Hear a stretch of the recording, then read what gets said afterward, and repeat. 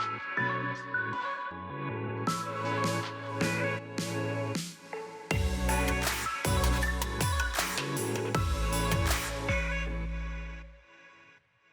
all. Welcome back to ACCFI Presents.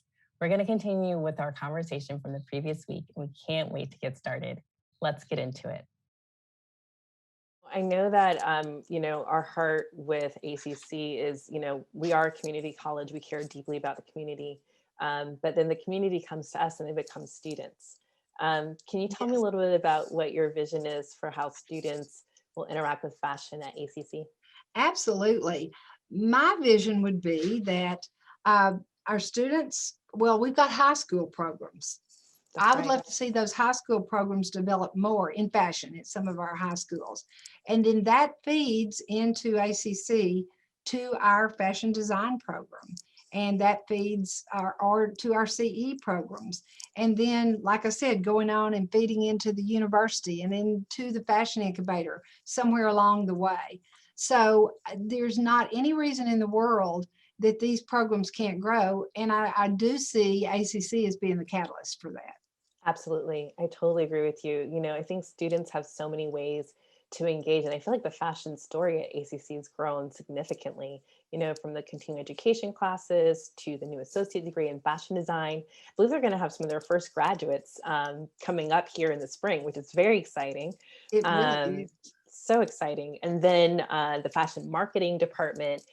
We've got a lot of fashion, and of course the fashion incubator, but we've got a lot of fashion here at ACC. And Molly Beth, had you not been, Dr. Malcolm, had you not been, so passionate about it in the past, I don't know that we would have seen it grow like this.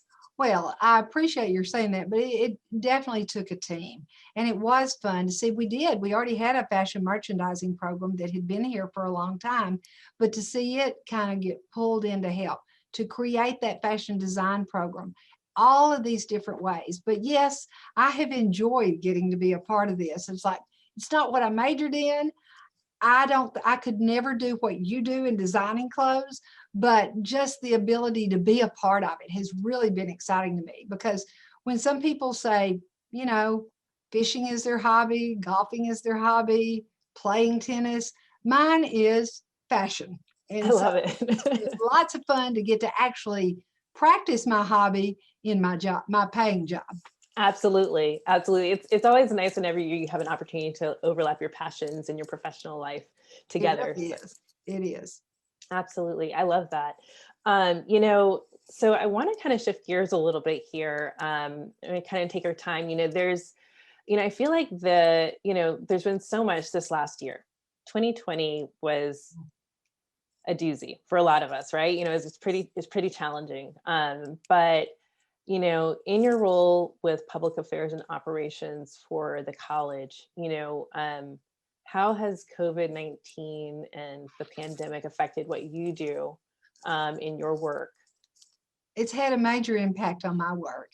Safety and operations all fall under, campus operations. So I've led the work that we've done on COVID-19, on the pandemic.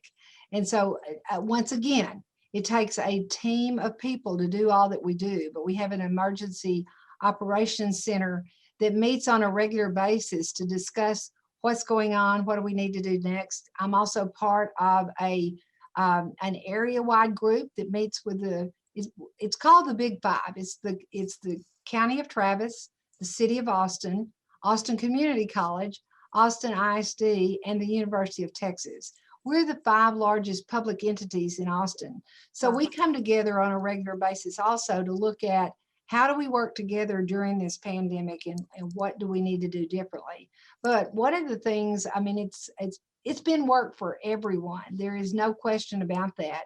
But for us to put in protocols that we have put in and change the way, even whether you're in a building or whether you're at home or what you're doing, all of the masking and the social distancing and the apps that we now have to fill out before we come to show we haven't been exposed to COVID, the temperatures. So it has changed tremendously the work that we've done in my whole department.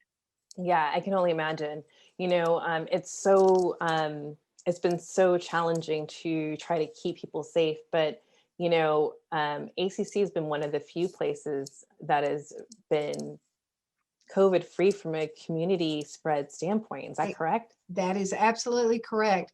We didn't have anybody on the campus, well, other than essential workers until July. We brought our first students back the second summer term in July. Between July and now, which today is the middle of January, we've only had 35 cases of anybody that came on the campus, whether they were students or whether they were faculty. And of that, none of it was transmitted on campus. Wow. Yeah, so Wow, we are proud that's of that. huge, Molly. Okay, I apologize because You can I, call I me know Molly. I know Dr. Malcolm because we work together professionally, and so it's one of those things where you're like, Molly, Beth, that's amazing, you know. Well, it really is, but we've all taken it very seriously. So have our Absolutely, faculty and staff in talking to students. We've only brought classes back that required some part of the class to be in person, such as clinicals for nursing, welding students, things like that. So we have 11 campuses. And when we say we brought only 3,000 students back, maybe that still sounds like a lot, but it's really not when you think about 11 campuses. And these students are only on these campuses maybe an hour to 2 to 3 a week. So we are not utilizing all of the space that we have right now because we are and want to be very careful to absolutely, protect our students and faculty and staff. And it's working. absolutely. So, for reference, for those who aren't familiar with how many students are at ACC on a normal day, what does a normal volume sound like for ACC? Well, I'm not going to give it to you Roughly. directly I'm going to give it to you yearly. We have Okay. about 76,000 students during the course of a year. That's credit and non-credit students. I love the University of Texas, but also like to always say, we're bigger than the University of Texas. And people forget that, how many students come to us. And of course, we're in several different counties and we have the 11 campuses that I mentioned. And many people start their college careers with us, either in high school or before they go into the university. We're really proud of that as well. That's excellent. So in contrast, being at 3,000 students across the district, is a huge difference on the annual volume of students that we have coming in and out of our doors throughout all of the campuses across the Oh, area. absolutely. That makes a big difference. But, we've still got all those students signed up taking courses. Just so much of it is just like you and I are doing this interview right now on Zoom or whatever the platform may be. And we will continue to do that until it's safe again. We are excited that now the vaccine is out and people are starting to get it, but that's going to take several months. Our Mhm. hope is that by the fall semester of 2021, hopefully, we'll be able to get back to some semblance of normalcy, but we don't know Mhm. yet. And as we always say, the decisions we make on what we're doing with our campuses right now and with our students, faculty, and staff, it's like driving a car. One foot may be on the gas and one may be on the brake. And you're pushing the gas to start doing things a little more normally, but then you got to put the brake on because of what's going on. And we're going to continue to always put the safety of our faculty, staff, and students first. That's all for today. Thanks so much for joining us for ACCFI Presents. Definitely come back and join us next week for our next segment in this series. If you particularly enjoy the content that you're seeing, don't forget to like, share, and subscribe. And as always, keep up with our conversation on our social media handles at ACC Fashion Incubator on Facebook, LinkedIn, Instagram, and Twitter. We'll see you guys next time.